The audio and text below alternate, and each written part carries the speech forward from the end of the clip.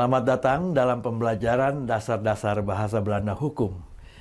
Dalam materi ini kita akan memperkenalkan beberapa kosakata hukum dasar dalam bahasa Belanda dan membahas beberapa konsep penting terkait sistem hukum di Belanda.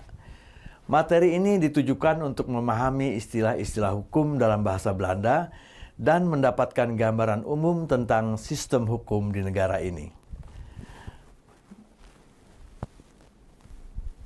Baiklah, ini adalah mengenai pengenalan bahasa Belanda hukum.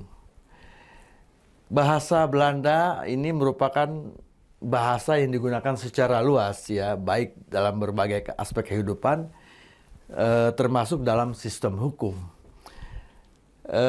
Penggunaan bahasa Belanda dalam konteks hukum ini memang sangat penting untuk difahami dan untuk bisa berpartisipasi dalam proses hukum di negara Belanda. Dan bahasa Belanda hukum ini, sebagaimana di negara-negara lain, itu penggunaan bahasa hukumnya itu memiliki istilah yang tersendiri. Jadi dia tidak sama dengan penggunaan bahasa sehari-hari. Sebagaimana contoh ada kata Heidi. Heidi ini diartikan dalam KUHP pidana sebagai barang siapa. Ya, jika diterjemahkan atau dijabarkan lebih lanjut, hey atau hai ini kata ganti untuk pria. Nah, dengan Heidi ini apakah barang siapa itu hanya barang siapa untuk pria? Tidak, ternyata sudah disepakati bahwa Heidi itu barang siapa untuk pria maupun wanita. Jadi contohnya barang siapa yang mengambil barang orang lain, milik orang lain.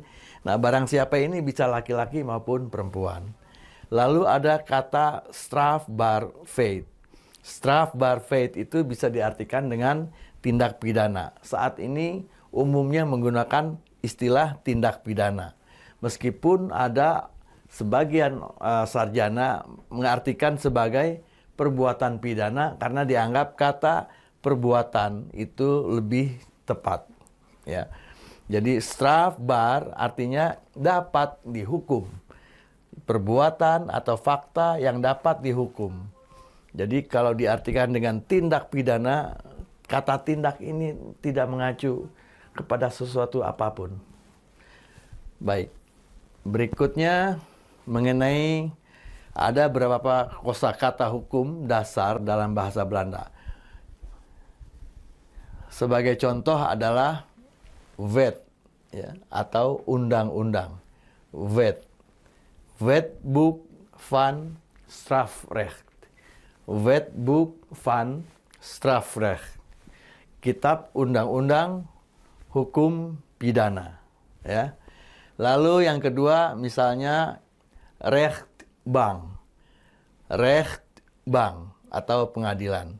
Misalnya gerechtshof. Gerechtshof atau pengadilan tinggi atau Hoge Raad. Hoge Raad atau Mahkamah Agung. Saya sengaja membaca atau mengucapkan kata-kata ini dengan sedikit lambat agar para mahasiswa dapat mengikutinya dengan baik, ya. Oke, yang ketiga adalah vonis. Vonis atau putusan dalam perkara pidana. Ya, di sini ada satu contoh kalimat.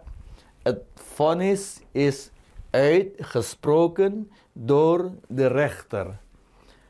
Het vonnis is uitgesproken door de rechter. Ya, putusan diucapkan oleh hakim. Contoh yang keempat misalnya adalah advokat. Advokat, ya, atau pengacara. Dan di Indonesia juga sudah umum dikatakan sebagai advokat. Misalnya ini ada contoh kalimat. De beklaagde heeft een advocaat ingeschakeld. De beklaagde heeft een advocaat ingeschakeld. Jadi ini adalah satu contoh kalimat mengenai advokat. Yang kelima, officier van Justitie. Officier van Justitie atau jaksa penuntut umum, ya. Ada kalimatnya. Contoh kalimat, de officier van Justitie heeft bewijsmateriaal gepresenteerd. De officier van Justitie heeft bewijsmateriaal gepresenteerd. Silakan baca sendiri artinya, ya.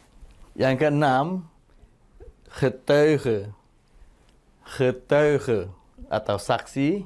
Contoh kalimatnya adalah de getuige zal worden opgeroepen om te getuigenis. De getuige zal worden opgeroepen om te getuigenis. Artinya silahkan dibaca sendiri. Yang ketujuh adalah rechtspraak. Rechtspraak. Ada contoh kalimatnya adalah de rechtspraak is onafhankelijk in Nederland. De rechtspraak is onafhankelijk in Nederland. Baik, slide berikutnya mengenai sistem hukum. Ya. Di Belanda itu sistem hukum yang digunakan adalah berbasis tradisi hukum Romawi atau dalam bahasa Belandanya civil rechtelijk systeem. Civil rechtelijk systeem.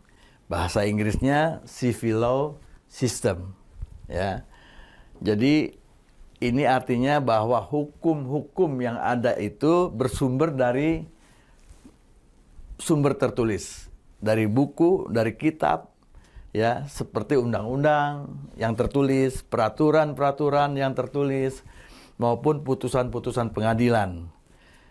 Nah, ini semua membentuk hukum yang berlaku di negara Belanda. Indonesia juga karena pernah pernah datang Belanda ke Indonesia sekian lama, maka bahasa atau sistem hukumnya juga mengadopsi dari sistem hukum Romawi ini, yaitu civil rechtelijk system atau civil rechtelijk system atau civil law system, ya. Jadi kita juga menggunakan sistem ini berupa kodifikasi kitab Undang-Undang Hukum Pidana KUHP atau Wetboek van Strafrecht, ya, atau kitab hukum perdata Burgerlijk Wetboek, ya, itu juga kita mengadopsinya dari sistem civil law system atau civil rechtelijk systeem. Lalu pemerintahan di Belanda menganut sistem yang disebut pemerintahan demokrasi parlementer. Ini sistemnya adalah sistem yang disusun sebagai negara kesatuan. Jadi Nederland houdt vast aan een parlementair democratisch systeem van een regering die is gestructureerd als een eenheidsstaat. Eenheidsstaat, negara kesatuan. Baiklah, lebih lanjut mengenai kaidah tata bahasa. Dari materi yang telah kita dapatkan tadi, maka kita bisa mendapatkan satu kaidah mengenai tata bahasa, yaitu pada bahasa hukum banyak menggunakan kata majemuk. Ya, kata majemuk itu adalah kata yang terbentuk dari dua kata atau lebih. Dalam bahasa Indonesia, kata majemuk ini biasanya dipisahkan. Ya. Tetapi dalam bahasa Belanda, dia ditulis dalam satu rangkaian atau disatukan.